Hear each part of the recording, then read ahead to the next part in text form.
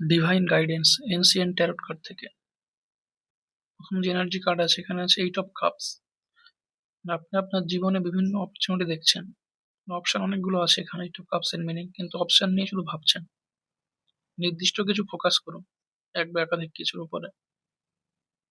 অনেকগুলো অপশন আছে যেন কনফিউজ হচ্ছেন, ভাবছেন সেগুলো, এবং কেউ কেউ থাকতে পারেন যাদের এনার্জি একাদশী পূর্ণিমা আমার সাথে চেঞ্জ হতে পারে।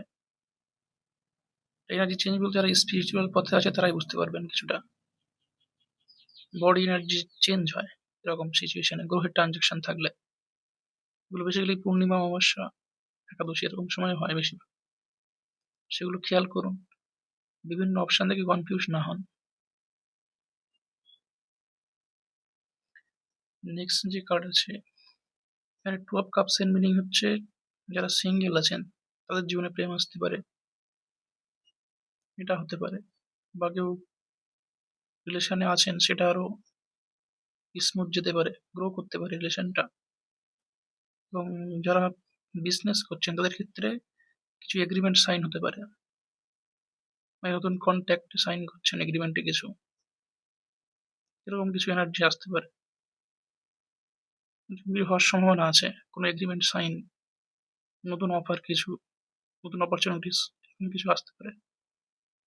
পার্টনারশিপ বিজনেস হতে পারে। আর যারা রিলেশন চাইছেন ওয়েট করতে পারেন, কিছু অফার আসতে চলেছে, এটাও হতে পারে। লাভ রিলেশন হোক বা বিজনেস, সব ক্ষেত্রে এরকম কিছু পার্টনারশিপ এনার্জি আছে।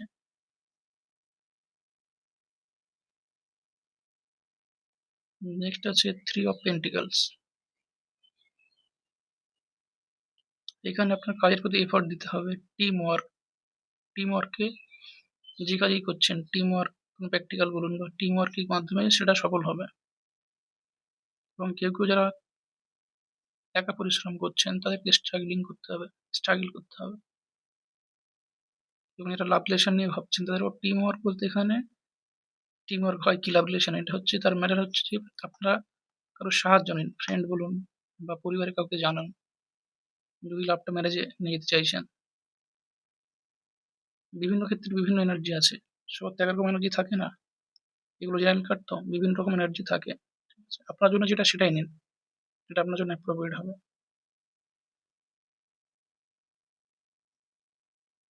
নেক্সট আছে দ্য হ্যাংড ম্যান। এটা হচ্ছে একটা কনফিউশন কার্ড।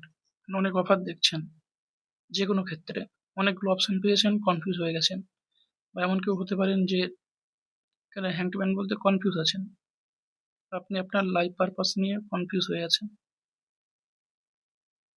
কিছু বিভ্রান্তিকর সিচুয়েশন আসছে আপনার লাইফে আছে, বিভ্রান্তিকর সিচুয়েশন, সেই জন্য এটা হতে পারে হ্যাংডম্যান এনার্জি।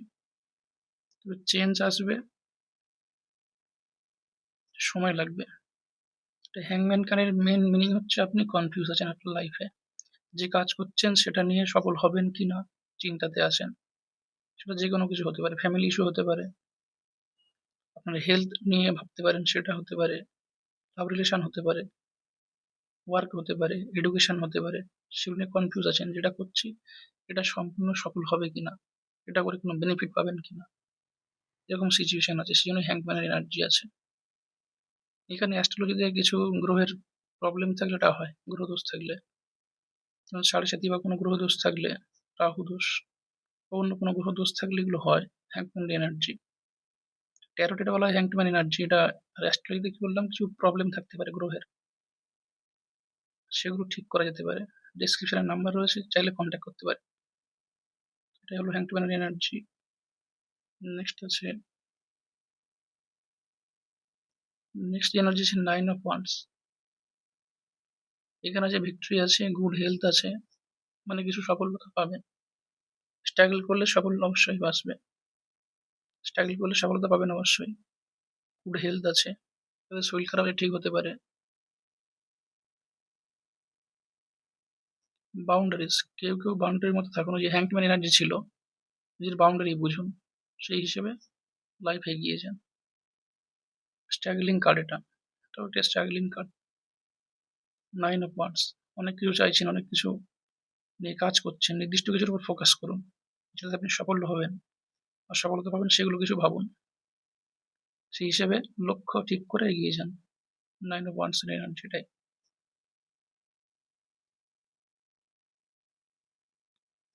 অনেকে এটা হতে পারে অনেক দূর এগিয়ে গিয়েছেন যেকোনো ক্ষেত্রে।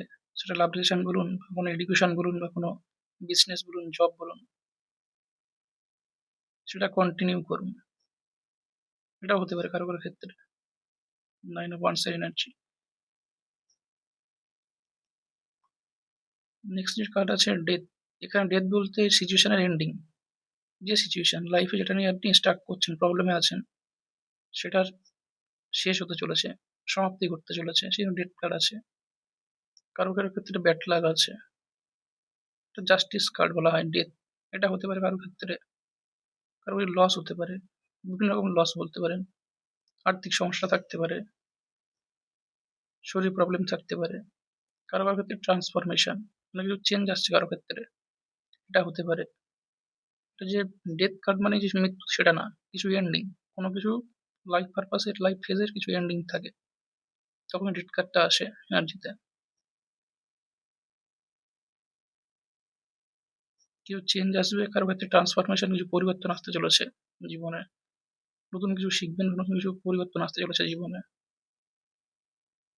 কারো ক্ষেত্রে এটা হয়, ডেথ হয় কারো ক্ষেত্রে, মানে যে মৃত্যু বলা হয় যেটাকে, সেটা আত্মীয় পরিজনের মধ্যে কারো হতে পারে, বা কিছু শারীরিক প্রবলেম হতে পারে। এগুলো থেকে সাবধানে থাকুন। ডেথ কার্ড মানে চেঞ্জ আসবে কিছু, চেঞ্জ যেমন ট্রান্সফরমেশন। ট্রান্সফরমেশন বলতে অন্য কিছু শিখতে চলেছেন লাইফে, সেটা সময় হলে বুঝতে পারবেন। স্পিরিচুয়াল কাজে কেউ এগিয়ে যেতে পারেন, সেটা হতে পারে ট্রান্সফরমেশন। এগুলো ডেথ কার্ডের মিনিং। ডেথ কার্ডের অ্যাকচুয়াল মিনিং এটাই। Thanks for watching.